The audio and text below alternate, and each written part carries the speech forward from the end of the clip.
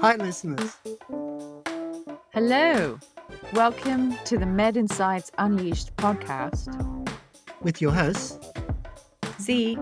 and John.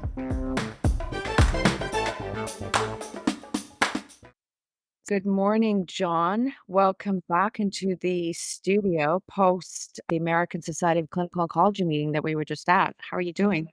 I'm doing great, Z. It was a really fantastic meeting. There was a lot of great data there presented this year. Very exciting for patients to find out lung data, hepatocellular cancer data, etc. So I'm very excited on behalf of the patients to improve their outcomes, and this will be an outstanding meeting that we've got today with Professor Peter Galle. We're honored to have Professor Galle in the recording studio with us, as Professor Galle did present the recent data from the HCC space, the liver space, the Checkmate 90W. So before we go into some of those details, Dr. Galle, I thought I'd just pass it over to you to introduce yourself to our listeners, please.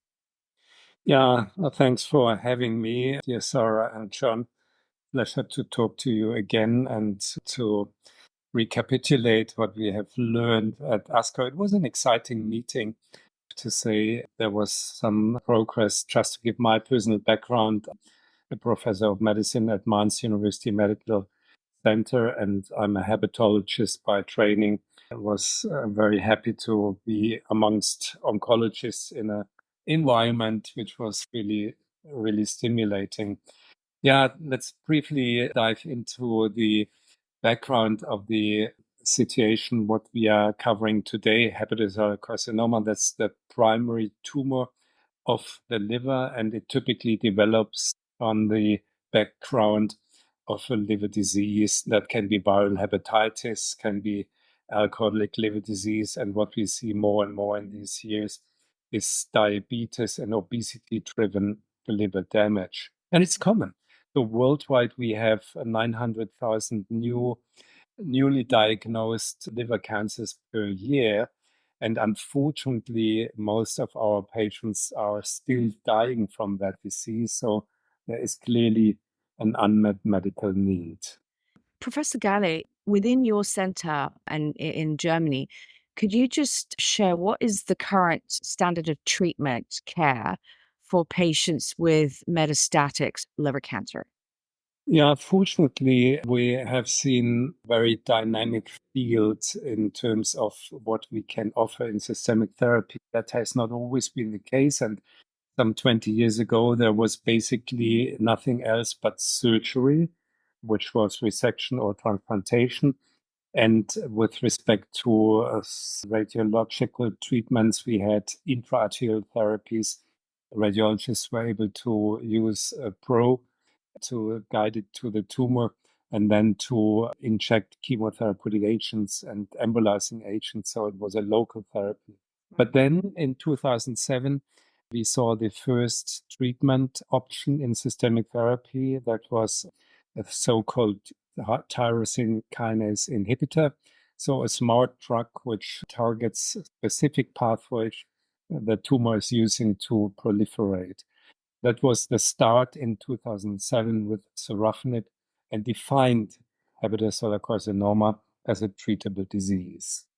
Since then, there's been significant progress. Hence, we're discussing the recent data that you presented at ASCO, and that was a great presentation. So thank you again. The Checkmate 90W. Would you mind just providing some background as to the study design and some of the key details of the study? Yeah, to get to the point of therapeutic success and tolerability, we have to say that it took actually until 2020 when immunotherapy entered the stage and became an available option. That first therapy was atezolizumab, bevacizumab. And ever since, we have seen progress in immunotherapy.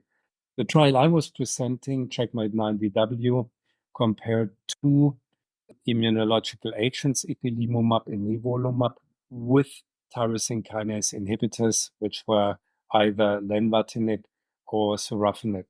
It was decided by investigators what comparator to use.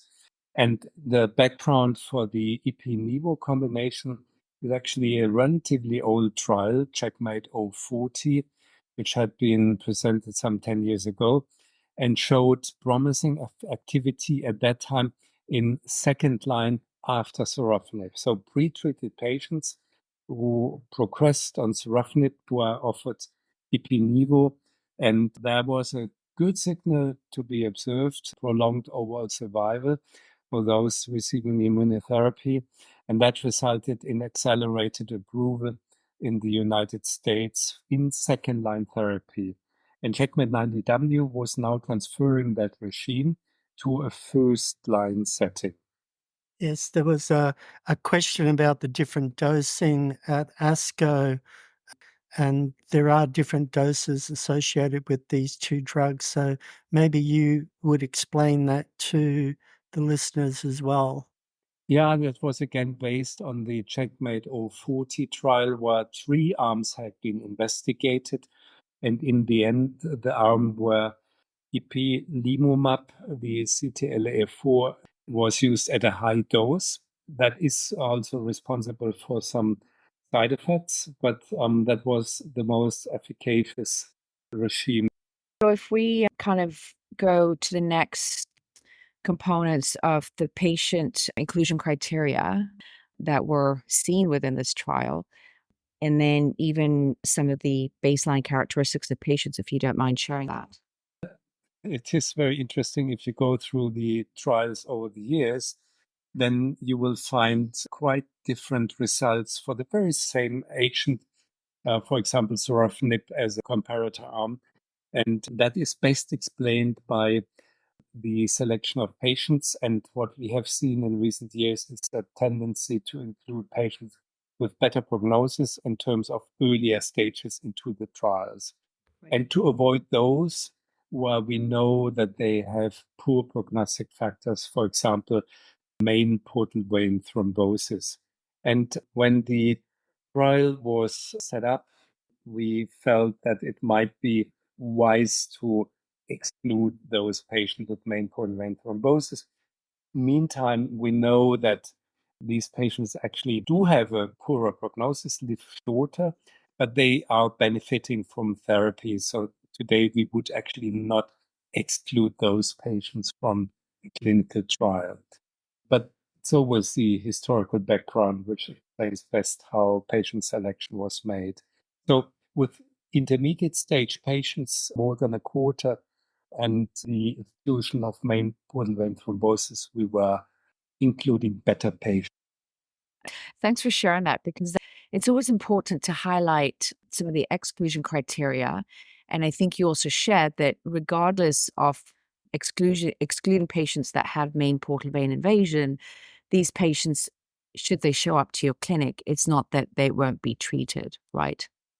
Yeah, this is always the case. You are enriching, and if you want clean population in order to have signals of anti-tumoral activity, but that not necessarily means that other patients not included by definition of inclusion criteria into the trial, that they would not respond. So you can typically extrapolate from what has been gained as knowledge in a given trial to patients not being included by a certain inclusion and exclusion criteria. So when we look at patients with HBV, so hepatitis B and hepatitis C, that were part of this trial, do you find that there was a balance between the two? Any comments around the etiological baseline characteristics? The majority of the patients were non-viral patients, which is typically alcohol and non-alcoholic fatty liver disease, followed by hepatitis B and by hepatitis C.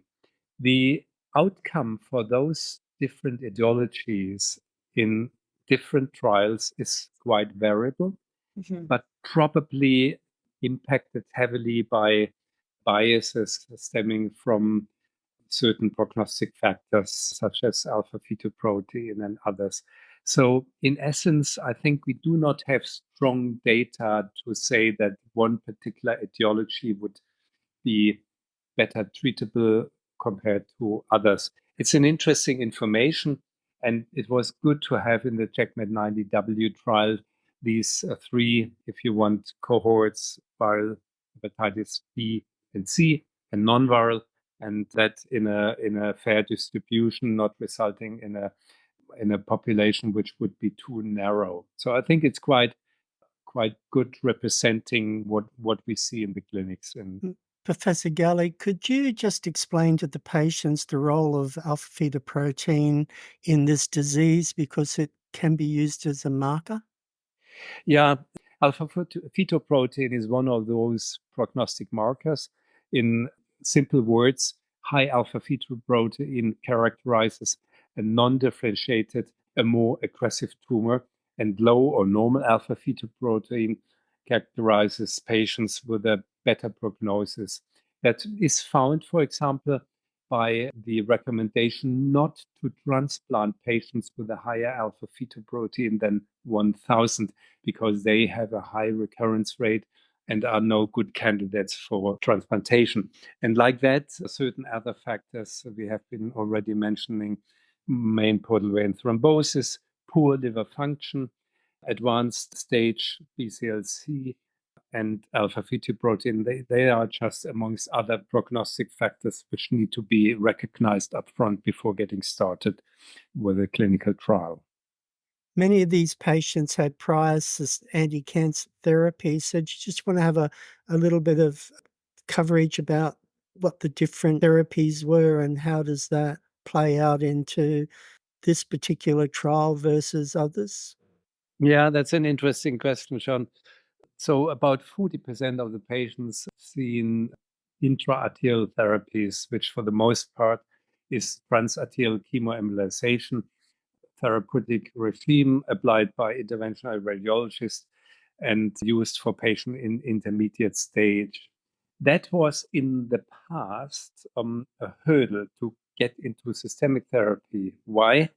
Because the application of intra-arterial therapy was harmful for the arteria and came at the price of liver function. And then patients were basically, after TACE, no longer fit for systemic therapy. That has changed quite a bit because we are more cautious in these days. We are more selective. We try not to damage liver too much. So in this trial, it has probably not playing as much a role as in older trials. But it's interesting to know that about 40% had seen transarterial or other therapies before getting started with systemic therapy. That's a really great question, John. So now I'm going to allow Dr. Galle to give us the drum roll overall, overall survival for this study, because then I think we both have additional questions. So, Dr. Galle, did you want to give us the drum roll? Yeah, well, we we were, I hope, able to create some excitement in the expectation of that data. But indeed, it's all about the efficacy data which we have seen. So the primary endpoint of that trial was median overall survival. That is basically the rate of patients surviving in the two arms. And there was an improved median overall survival by 3 months, 20.6 versus 23.7. So more patients in the arm receiving IPO and Nivo were alive at a given time point. And what is probably easier for those not every day dealing with these survival curves to understand are the so-called landmark analysis. This is the survival rate at a given time point, and that was also assessed at 3 and at 2 years. And at 3 years, 38% of the patients were alive in the Ipi-Nivo arm compared to 24% in the comparator arm. So quite a difference. And to have a population of more than 1/3 in this aggressive tumor being alive after 3 years is quite an achievement. I would say so. And thanks for sharing again that this is very pivotal data.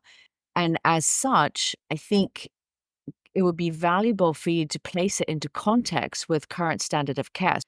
Yeah, so we have basically two current doublets, two substances applied with immunological activity, that is atezolizumab and bevacizumab, stemming from the Iron Brave 150 trial, and durvalumab, tremelimumab from the Himalaya trial. Both were positive trials, and I would like to clarify that it's always very difficult to compare trials with each other because they have been performed at different times in different regions with different patients, and the outcome might be different, but the activity might actually be quite comparable.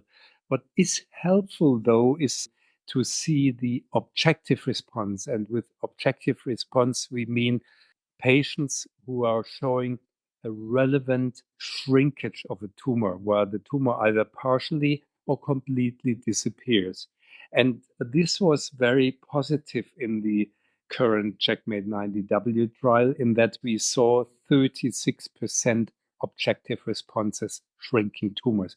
That is more than in the Atezo-Beva, there were 30, and more in the Himalaya trial, there were 20% objective responses. So that is quite significant to see those data. Again, a note of caution always, don't compare trials with each other. But I mean, naturally, patients and doctors compare in the end because they want to get best for their patients, and the patient wants to get the best treatment.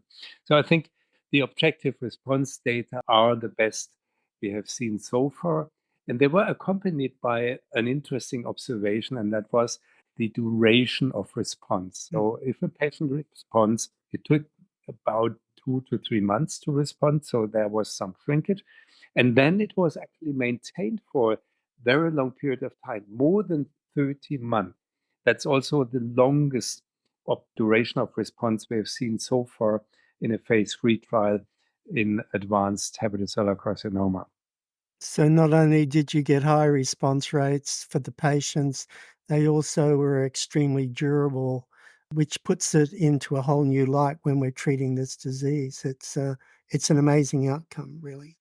Yeah, absolutely. I agree. I mean, there is objective data, and then you attach some emotion to outcomes, and to see that high response rate of 36% and the long duration of response is really meaningful. Because I mean, think about it. If you talk to a patient, I mean, they really want to know what is my 2, 3, and 4 year life perspective. And here you can tell a patient, so you have a 36% chance that you respond. And if you are responding, then it's going on for several years. And that is really meaningful. Then you can plan the birthday of your grandchild, the golden marriage, and whatever. Yeah. It's very, very important, and thank you for placing that into context. And part and parcel of that is also toxicity, right? So the patients can gain benefit from this combination, but what about the side effects? Because quality of life is always important.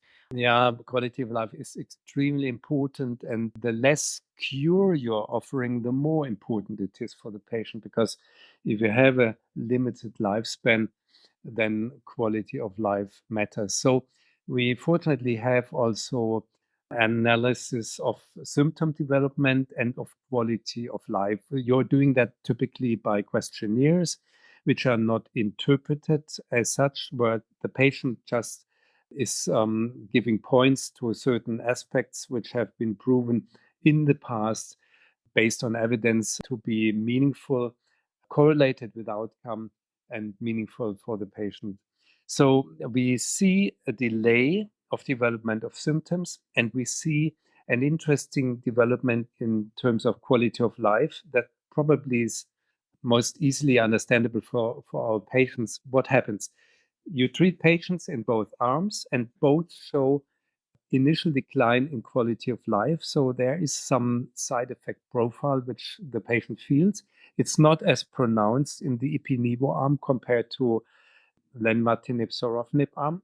And then, interestingly, after 29 weeks, there is a recovery going above baseline with respect to quality of life only in the Ipi-Nivo arm, telling you that there is some initial impact on quality of life, with however is recovering over time. And those who are treatable for that period of time, they are indeed having a good quality of life. Adding to quality of life are the safety data. Yeah, we have to acknowledge there is a certain level of toxicity. There have been side effects where corticosteroids are required. That is the typical treatment option for patients with immune-mediated side effects in patients receiving immunotherapy. So 29% required these steroids, but then the side effects were manageable, treatable, and disappeared after a while. And that is what I was just trying to say with respect to quality of life recovery in the treatment arm Ipi-Nivo. That is the point. There is an issue, but you can treat it. Would, from a patient perspective, then knowing it's about quality of life and the onset of adverse events, from a practicing point of view, would the doctor be able then to bring the patient in more often in that early phase to ensure that there is management, and as the patient progresses and gets less side effects, then there would be less visits to the doctor? Would you see that sort of impact now that you know when the onset of these side effects is happening? So this issue of how to cope with side effects is very relevant, because side effects, yeah, they are there. They're actually, for the most part, having a good prognostic signal, because they are in a way defining those patients who react. They not only react with side effects, which is, if you want, a negative impact, but they also are more reactive against the tumor. So side effects have that, if you want, two sides of a coin issue, that they are bad in terms of feeling, but good in terms of expectation and anti-tumor activity. But then what you were addressing, John, is absolutely correct. The knowledge of side effects, the early capture of side effects, the early treatment of side effects, of course, increases treatability of a patient and makes a difference for the long-term run. So patients need to be informed, and doctor needs to be competent and knowledgeable about side effects that will reduce the burden of side effects for the patient. So it's positive for the patient in the management. Absolutely, yeah. I mean, we need educated patients. We need knowledgeable patients and doctors, and then the same side effect might be easier to treat and earlier to treat, and result in a better outcome if you are aware of what you're doing. And that's the great thing about MedInsights Unleashed and having people like you here on the show. My pleasure. So, my next question will lead into, what do you now do as a clinician when you have so many options available in terms of doublet IO therapies, and you also have single agent TKIs? How do you make that decision, and how do you have that conversation with that patient that's sitting in front of you? This is not an easy question because of the issue of problems in comparing different trials and coming down to a very simple conclusion then. On the other hand, there are data, and the first information is certainly you would offer immunotherapy to any of your patients unless there are strong contraindications against immunotherapy. And in clinical reality, I would say that 90% of the patients who are systemically treatable in the end are also able to tolerate immunotherapy. So that's the first thing. Meaning that we do have basically three options: atezo-bev, durva-tremi, Ipi-Nivo. So these would be the three to go, at least from the point on where Ipi-Nivo has gotten approval. We do have atezo-bev for the longest period of time. So there is a lot of knowledge and a lot of experience, which is one of the aspects which are driving therapeutic interventions. Mhm. We had the Himalaya trial with a similar sort of approach with respect to the rationale to immune oncological agents. But here I do see that there is a certain gain of objective response and of efficacy for the new Ipi/Nivo compared to Durva/Tremi. It is coming at the price of a bit more of discontinuation and toxicity, so that needs to be balanced. The good thing is we do have three options. The information in the clinical trials needs then to be integrated into everyday clinical decision making in a MDT, where everything is weighed against each other. I probably see a trend, and that was the result of many discussions at the ASCO meeting, to have a focus on Atezo/Beva and Ipi/Nivo for the future. But that needs to be determined by real life experience. It's still at an early stage. Again, in simple words, three options are available, and that's good for the patients. There's a lot of experience with Ipi/Nivo. It's approved in other areas with other diseases, and as you stated earlier, it's gained an approval in the second-line setting. So it's not the same, I would think, as what you get the experience with Tremi/Dura, for instance, right? Because both Atezo/Bev and Ipi/Nivo have been well established throughout the years. Yeah, you're right. I mean, the Ipi/Nivo has been around for more than a decade, and there is knowledge even in second-line HCC, and that was basically an experience in the US. And my colleagues, having had Ipi/Nivo at hand, they were actually quite positive about their second-line experience. So no doubt that will probably have an easy takeover in first line. But at present, it's not yet approved. You've highlighted that this was a well-balanced trial with regards to recruitment from around the globe, etiology, but are there certain subgroups that you said, no, if this patient has this characteristics, I'd probably choose Atezo/Beva versus Ipi/Nivo, for example? So it's more driven by the side effect profile, but by the efficacy data. So bevacizumab has an impact on the vascular system, and that in the end may result in bleeding or in cardiovascular events such as myocardial infarction and stroke. So patients with a history of these three medical problems need to be looked at with caution. Nevertheless, they are not untreatable. Beva can be certainly used in a patient with varices, provided that varices are taken care of. And that's something which requires gastroscopy and probably band ligation or beta blocker treatment. So that all needs to be considered. And there is a certain tendency in some countries to say, if there's a bleeding risk, I rather prefer the immune combination, which for the time being was Durva/Tremi, to avoid bevacizumab. In my country, actually, the regular scope gastroscopy is readily available. It's cheap, and we treat patients with varices anyway. I mean, as a hepatologist, it's a regular thing to do gastroscopy in a patient with liver disease and take care of the varices. So in the end, the bleeding risk, I think, should not be overestimated, but it's taken into account. And that is probably where people make a decision. Bleeding risk, no Atezo/Beva, and rather for the time being Durva/Tremi. And but I think it's for the most part actually patients are treatable with what is available, and then it's maybe physician's preference, patient preference, and other aspects to be included.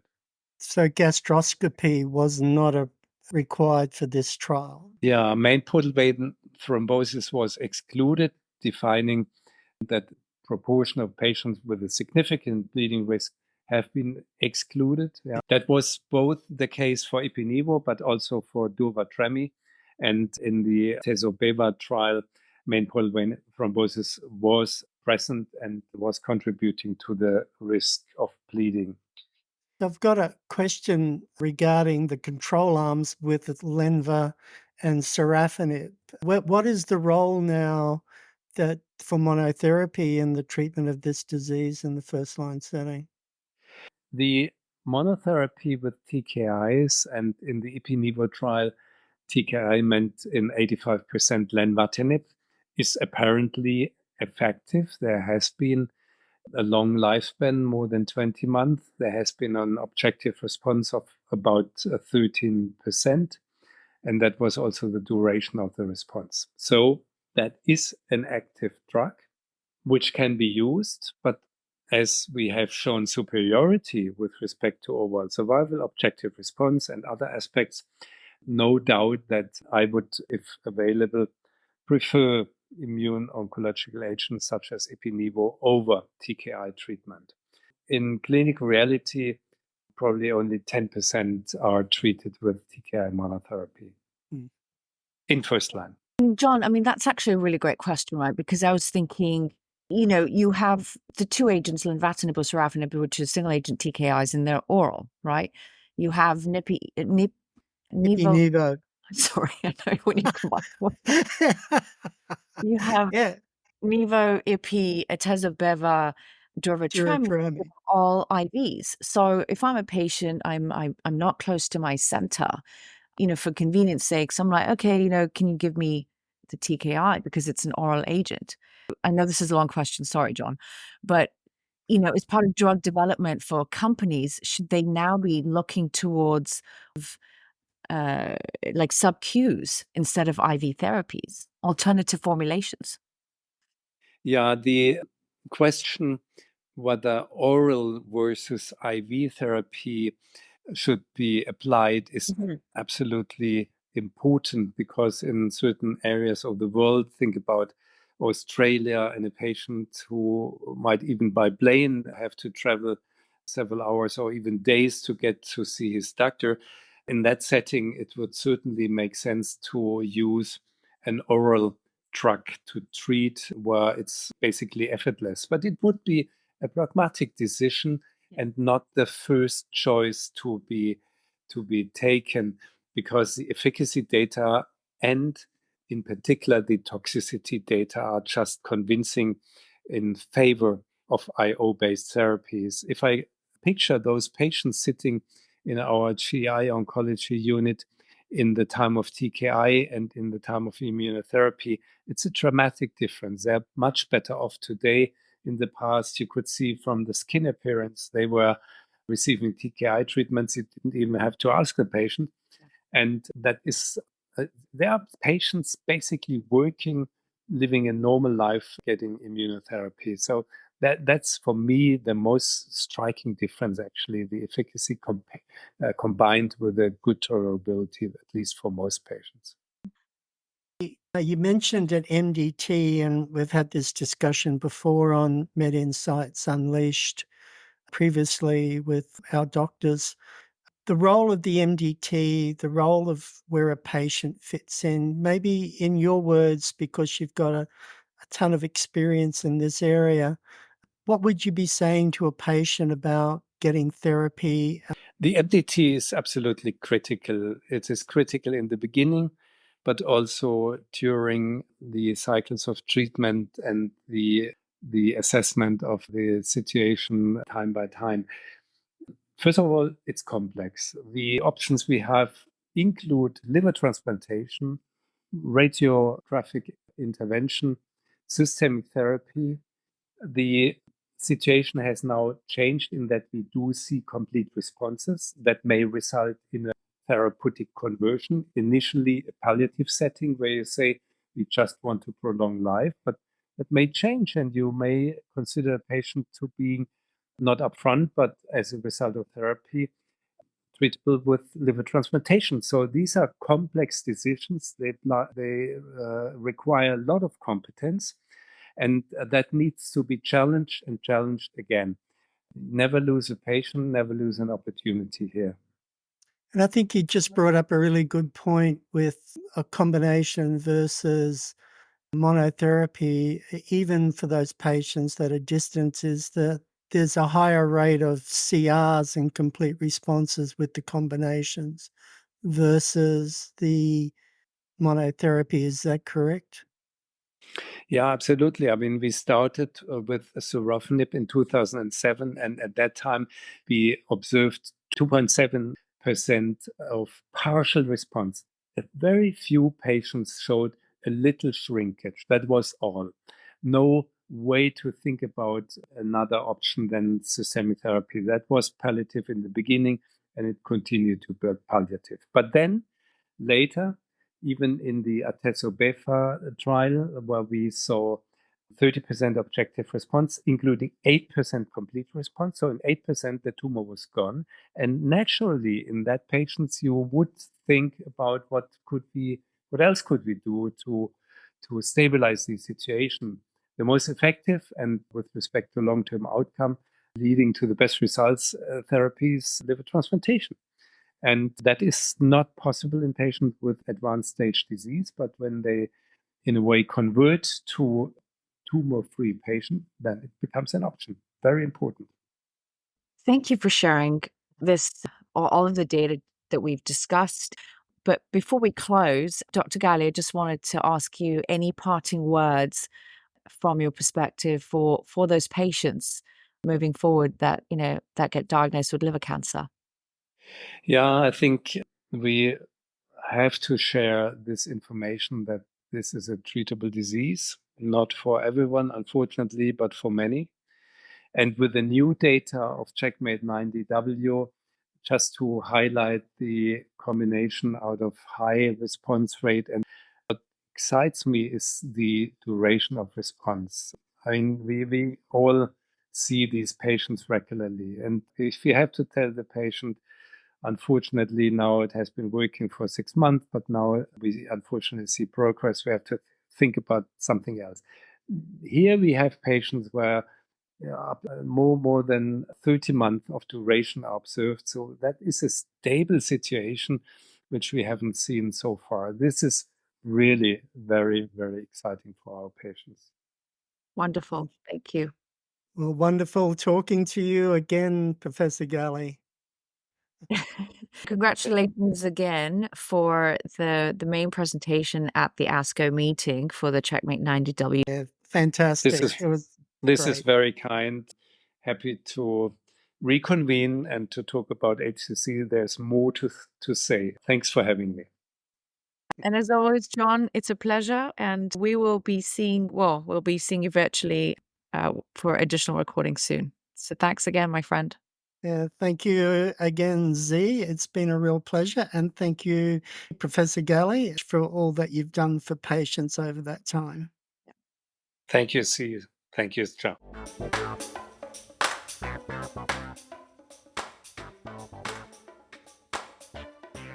MedInsights Unleashed disclaimers. This podcast is for general information purposes only and should not be considered healthcare advice in any way. The podcast is not intended to replace professional medical advice. The use of the information and material linked to the podcast is at the user's own risk. MedInsights Unleashed is not responsible for any losses, damages, or liabilities that may arise from the use of the podcast. Importantly, please consult your healthcare provider for individualized guidance and treatment. Thank you, and we look forward to you being with us on the next MedInsights Unleashed podcast.